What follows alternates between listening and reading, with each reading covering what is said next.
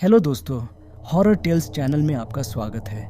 वह सर्दियों की रात थी और हवा बाहर पत्ते रहित पेड़ों के बीच से होकर गुजर रही थी। मैं अपने मंद रोशनी वाले अपार्टमेंट में अकेला बैठा था। परछाइयाँ दीवारों पर नाच रही थीं, भयानक आकृतियाँ बना रही थीं। मैं हमेशा अलौकिक की ओर आकर्षित था, असाधारण की कहानियों से रोमांचित था, लेकिन मुझे नहीं पता था कि मैं एक भयावह अनुभव करने वाला था जिसके लिए कोई भी कहानी मुझे तैयार नहीं कर सकती थी।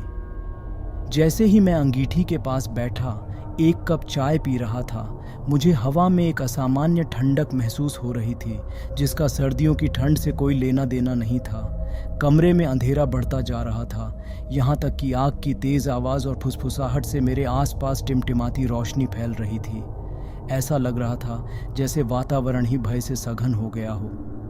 मैं हमेशा संशयवादी रहा हूँ और भूत प्रेत और संपत्ति की कहानियों को महज अंधविश्वास कहकर खारिज कर देता हूँ, लेकिन उस रात मेरा सामना एक द्वेषपूर्ण शक्ति से होगा जो मेरे संदेह को चकनाचूर कर देगी और मुझे एक भयानक वास्तविकता में डुबो देगी। कुछ गड़बड़ होने का पहला संकेत तब मिला जब मैंने हल्की सी फुसफुसाहट सुनी, एक आवाज़ जो कमरे के सबसे अंधेरे कोनों से आती हुई प्रतीत हुई। मैंने सुनने की बहुत कोशिश की, लेकिन शब्द समझ में नहीं आ रहे थे। असंगत बड़बड़ाहट की गड़गड़ाहट थी।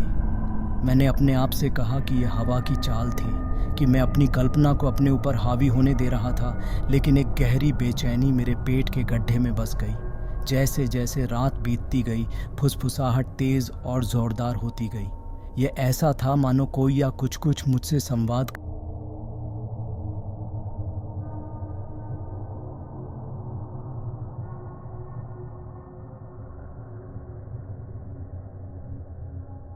मैंने कांपती हुई आवाज़ में चिल्लाकर पूछा कि क्या वहाँ कोई है।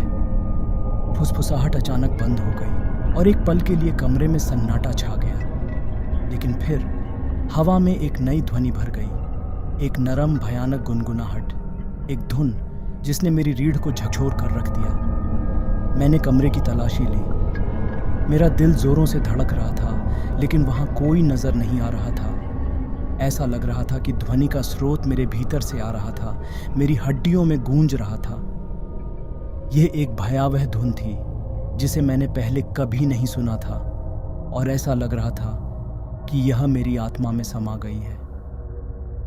जैसे ही मैं भय से स्तब्ध होकर वहां बैठा, मुझे एक अजीब सी अनुभूति महसूस हुई, एक ठंडी सुन्न करने वाली अनुभूति जो मेरी उंगलियों से शुरू हुई और धीरे धीरे मेरे पूरे शरीर में फैल गई। यह ऐसा था मानो मैं एक अंधकार से घिरा हुआ था, एक द्वेषपूर्ण शक्ति जो मुझ पर नियंत्रण कर रही थी। गुनगुनाहट तेज हो गई और मुझे भयानक भय के साथ एहसास हुआ कि यह मेरे ही होठों से आ रहा था। अब मेरा अपने शरीर पर नियंत्रण नहीं रहा, मैं अब अपनी आवाज़ का स्वामी नहीं रह गया। यह ऐसा था मानो मैं एक पात्र बन गया हूँ, एक दुष्ट आत्मा के लिए एक कठपुतली जिसने मेरे भीतर निवास कर लिया है। कमरा अब एक कमरा नहीं था, बल्कि टेढ़ी मेढ़ी परछाइयों और सताई हुई आत्माओं का एक दुःस्वप्न परिदृश्य था। मैंने उन्हें देखा, शापितों की आत्माएं। उनके चेहरे पीड़ा से विकृत हो गए थे, उनकी आंखें नफरत से भर गईं। वे मेरी ओर बढ़े, उनके ठंडे कंकाल हाथ मेरी आत्मा को थाम रहे थे। मैंने चिल्लाने की, प्रतिकार करने की कोशिश की, लेकिन मेरा शरीर मेरा नहीं था। ये अपने आप हिल गया, मेरे अंग अप्राकृतिक तरीकों से मुड़ गए। मेरे भीतर की द्वेषपूर्ण भावना हंसी, एक ठंडी मधुर ध्वनि जो अंधेरे में गूंज उठी। मुझे नहीं पता कि मैं कितनी देर तक उस दुःस्वप्न की स्थिति में फंसा रहा, अपने ही शरीर में कैदी बना रहा, लेकिन यह अनंत काल जैसा महसूस हुआ। दुष्ट आत्मा मुझ पर अपने नियंत्रण का आनंद ले रही थी, मुझे अवर्णनीय भयावहता का शिकार बना रही थी, मुझे मृत्यु और पीड़ा के दर्शन देकर पीड़ा दे रही थी। जब भोर की पहली किरण पर्दों से होकर गुजरी, तभी उस दुष्ट आत्मा ने मुझ पर से अपनी पकड़ ढीली की। मैं जागा, पसीने से लथपथ, मेरा शरीर दर्द कर रहा था और थका हुआ था। कमरा खाली था, दुष्ट उपस्थिति चली गई थी, लेकिन उस रात की यादें मुझे हमेशा परेशान करती रहेंगी। मैं तब जानता था कि अलौकिक को नज़रअंदाज नहीं किया जा सकता है, कि दुनिया में हमारी समझ से परे ताकतें हैं। मैं एक द्वेषपूर्ण आत्मा का पात्र, उसके दुःस्वप्न